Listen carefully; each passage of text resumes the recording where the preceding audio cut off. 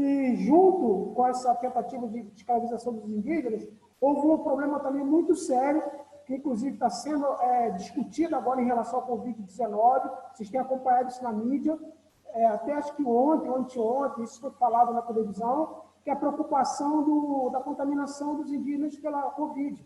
Isso no passado, o que você está assistindo agora em relação ao Brasil, a população brasileira no geral, sobre a questão da letalidade, quando a pessoa não morre, quanto que ela fica abatida, quando ela é contaminada pelo vírus, embora nós saibamos que tem uma parcela também que acaba não tendo nem sintomas, mas isso para os indígenas, lá no passado, e agora, por exemplo, em relação ao Covid, pode ser mortal. Isso para muitos foram. Os europeus chegaram no Brasil trazendo algumas doenças que lá já fazia parte das suas vidas, do seu sistema imunológico e biológico de combater, mas que aqui para o indígena foi fatal, como, por exemplo, catapora e outras doenças que eles trouxeram. Então, muitos grupos indígenas acabaram desaparecendo em função desse contato com o europeu se contaminando em relação às doenças trazidas por eles.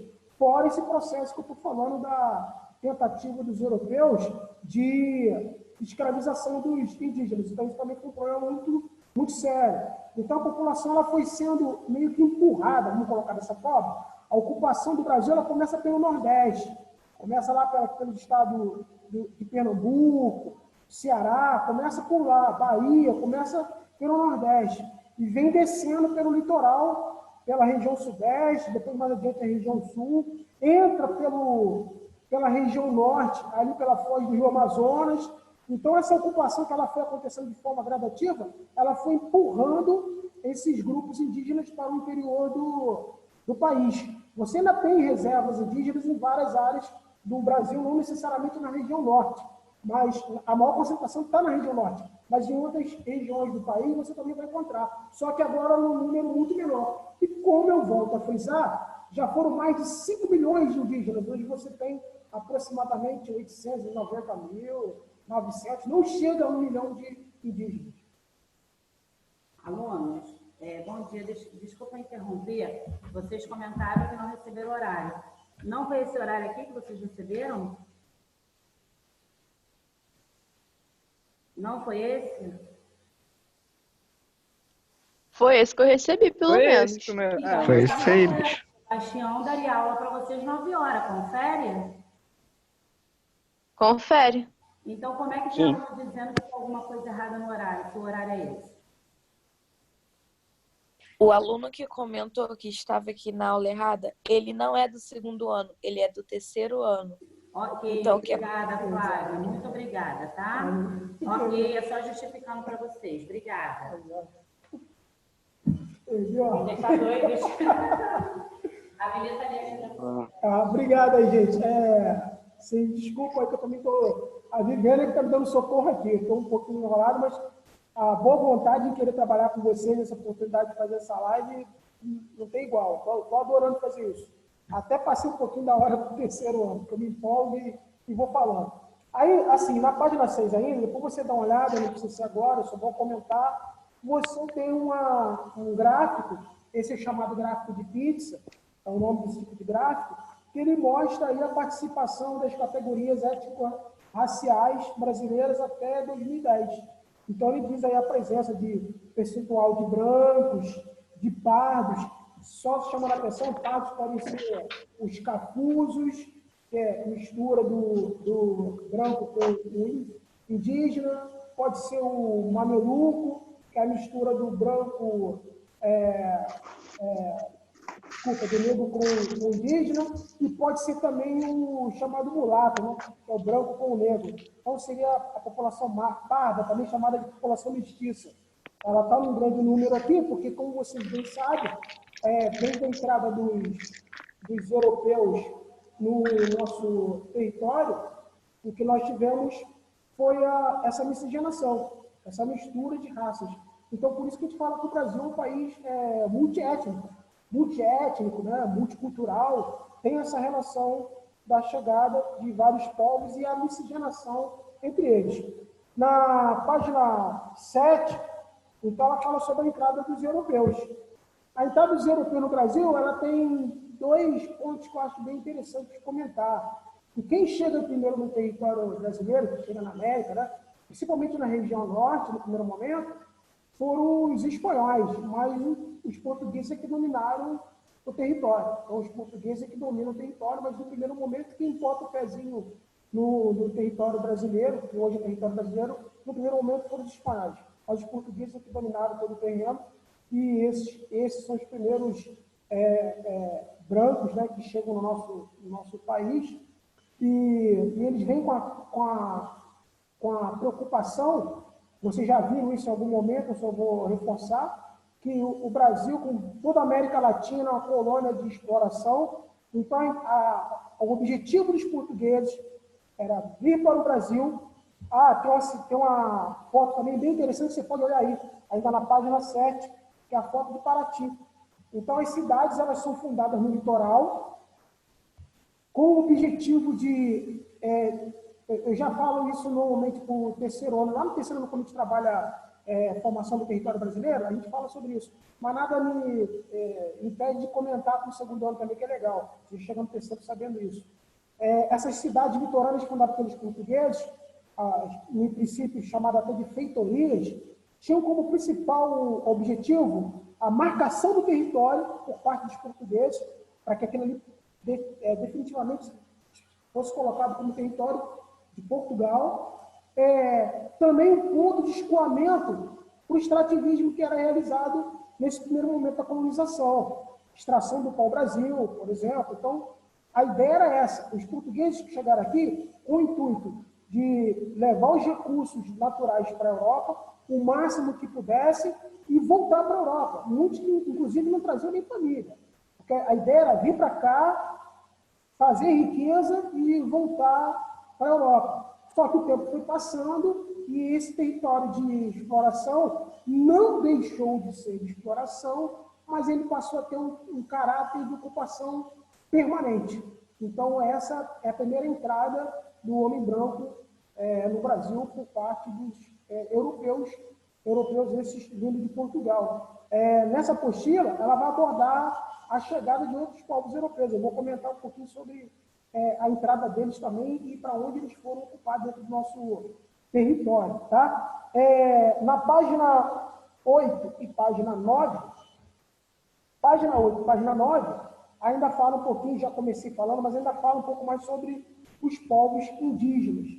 Bom, em relação aos povos indígenas, agora abordando o aspecto socioeconômico, bem como a população negra no Brasil, e uma boa parcela da população parda, é a parte da população que, infelizmente, pela própria estrutura social e econômica brasileira, como o Brasil foi estruturado, é a população que mais sofre problemas em relação aos mais variados aspectos, como, por exemplo, acesso à saúde, só para citar como a questão da Covid-19, o nosso assunto é a população brasileira, mas não vou fugir, eu vou puxar um pouquinho do que está acontecendo agora para você enxergar isso dentro do nosso assunto população. Aliás, eu deveria ter começado esse bate-papo com vocês chamando atenção para isso. Mais do que nunca, a ideia de conhecimento da população brasileira agora, ele se faz necessário por parte das autoridades. Quando eu trabalho com os meus alunos um capítulo sobre população mundial, o pessoal que é meu aluno sabe, que já comentou, quem não está tendo a oportunidade de me ouvir agora, é um prazer estar aí com vocês, é o seguinte, o estudo demográfico, ele permite às autoridades, quando ela tem os dados da população sobre expectativa de vida, população jovem, onde ela está, o quantitativo dela, população de idosos, enfim, acessos aos mais diversos tipos de serviço. Eu expliquei isso para os alunos e eu quero que vocês estão tendo esse encontro comigo hoje, guarde isso para você. Esses dados para as autoridades, eles são importantíssimos. Eu vou falar uma coisa para vocês agora sobre o que está acontecendo em relação ao Covid, que é para uma reflexão, para que vocês façam uma reflexão comigo. O vírus, ele não é hoje. Olha que loucura que eu falo para você. Você pode até levar esse debate, de repente, com outra oportunidade, numa live com um professor de biologia, uma professora. O vírus, ele não é somente biológico. Olha que doideira que eu estou te falando agora. Analisa comigo. O vírus da Covid-19, ele é um vírus também político. É um vírus biopolítico. Por que ele é um vírus biopolítico? Se você analisar comigo, ele vai caminhar para determinadas regiões, atingir parcelas da população, de acordo com a política que foi implementada. Então, assim, as barreiras que estão sendo criadas, o isolamento, aí vamos ver o outro lado, o outro aspecto. As pessoas que, como a boa parte de vocês, né, vamos colocar dessa forma, de forma muito serena, mas também de forma séria, sem hipocrisia, a classe média, a classe alta que consegue ter a possibilidade do isolamento. Por exemplo, eu estava no isolamento até agora, eu poucas vezes saí, só para fazer compra no mercado por necessidade e para resolver um problema ou outro extremo de casa. Eu tenho ficado dentro de casa. Hoje eu saí porque meu equipamento em casa não está permitindo fazer uma live, então eu vim aqui para o Sul-Americano. Daqui depois eu pego o Uber, volto para dentro de casa e fico lá até a próxima aula. Né? Agora você vê o seguinte, uma grande parte da população brasileira, ela não tem essa possibilidade. Essa que é a situação. E eu vou falar uma coisa ainda mais séria para vocês sobre os estudos demográficos e sobre a situação que a gente vive hoje. Não perdendo o nosso assunto. Eu estou falando de população indígena e população africana que vem logo a seguir. Então, e da população parda. Então, a parte da população que em geral, não são todos, mas em geral é fato, é a população que, em termos de acesso à renda, acesso a serviços, é que tem uma carência maior. Então, como é que você vai conseguir promover o isolamento dessa população para que ela não fique exposta ao vírus e não dissemine o vírus? É muito complicado. Porque, volto a frisar, o problema que nós estamos vendo agora, estamos assistindo um problema conjuntural. O que seria um problema conjuntural? O contexto, a situação que está acontecendo do vírus está levando a determinada ação, a determinadas políticas para a tentativa desse isolamento. Porém, guarde isso para você, porém, o nosso problema ele é estrutural. Tião, como assim estrutural? O que nós estamos assistindo hoje no Brasil é resultado de séculos. Desde a colonização, passando pelo Império, entrando pela República, onde problemas crônicos do ponto de vista socioeconômico não foram resolvidos. Então, se você comparar política de isolamento no país como a Áustria, que agora, recentemente, pelas últimas notícias que eu ouvi, já está até começando a liberar a circulação, porque o isolamento lá ele se deu de forma tal que o número de doentes ele tem sido baixo, o número de mortes muito pequeno, mas são países, a Finlândia também, que está super preparada para isso, mas são países que têm a sua estrutura, que não começou de hoje, já começou há décadas e décadas atrás, que permite você colocar uma política de isolamento, uma política que seja eficiente para que não haja disseminação do vírus. Agora, você olha em comunidades carentes, onde às vezes numa casa muito pequena, você tem um número enorme de pessoas morando, como é que você vai conseguir fazer esse isolamento? Vocês entendem? Então é uma coisa muito complicada, muito delicada, mas eu não vou continuar abordando sobre coronavírus. Foi só para te chamar a atenção de como é importante o estudo demográfico. Agora, ele é mais importante ainda se você tem um gestor, que seria um gestor, os governantes, os políticos, eles têm um compromisso real em resolver, em solucionar o problema do país. E que não é uma coisa muito fácil de resolvida e nem se resolve a curto prazo. É uma coisa para você resolver a médio e longo prazo. Em termos de país, em termos de Brasil, seria uma coisa para você começar a resolver a partir de um prazo de 15 anos, 20 anos, ou seja, seria para a geração dos filhos de vocês, para os netos de vocês, você conseguir realmente no Brasil resolver essas questões mais básicas, que é o saneamento. 48% da população brasileira, meu amigo, minha amiga, dados da população brasileira, 48% da população brasileira não tem acesso a saneamento básico. Vocês devem estar assistindo isso na televisão, várias comunidades em cidades do Rio de Janeiro, São Paulo, o pessoal não tem acesso nem à água, não estou nem falando dos produtos de higiene e limpeza, eu estou falando da água, para poder passar uma água na mão. Então você vê que numa situação como essa de pandemia, ou qualquer outra catástrofe que venha se abater sobre o país, nós, em termos estruturais, então a coisa não é conjuntural. Conjuntural é o vírus biopolítico, estou chamando dessa forma, porque a ausência de políticas ou políticas que não foram levadas a sério no passado estão se refletindo agora. A gente está enxergando isso agora. Então, você consegue perceber que você não vai resolver o problema a curto prazo. Bom, eu continuo falando sobre a população brasileira. Eu gostaria agora que você desse uma olhada aí na página... Desculpa. Na página 9. Na página 9 ainda continuo falando sobre a questão dos indígenas. Então, você vai ter dados estatísticos falando sobre o percentual dos indígenas em termos de distribuição pelo território brasileiro. Na página 8, você ainda tem um mapa ali que você pode olhar como as nações indígenas estão distribuídas pelo território nacional, só chamando atenção para esse aspecto. A população hoje ela se encontra restrita a reservas, ou seja, eles não têm, a princípio, o direito de dizer assim, eu quero morar aqui ou morar ali. Não. A nossa política, desde a época do descobrimento até os dias de hoje, fez com que o indígena ficasse numa situação tal em que ele acaba tendo áreas destinadas à sua ocupação. Então, é importante chamar a atenção para isso. E essas áreas, elas estão em constante conflito. Por que elas estão em constante conflito? Você já deve ter visto, inclusive, ontem estava conversando com os alunos do terceiro ano, hoje, né? Que ontem deu no Jornal Nacional, não sei se alguém acompanhou, as operações do IBAMA na região norte do Brasil, para tentar reprimir ações de grileiros, né? Que são aqueles caras que tentam ocupar a terra de forma irregular. Esses grileiros, eles muitas vezes estão nas mais variadas atividades, como, por exemplo, extração de madeira, garimpo ilegal e criação de gado e agricultura.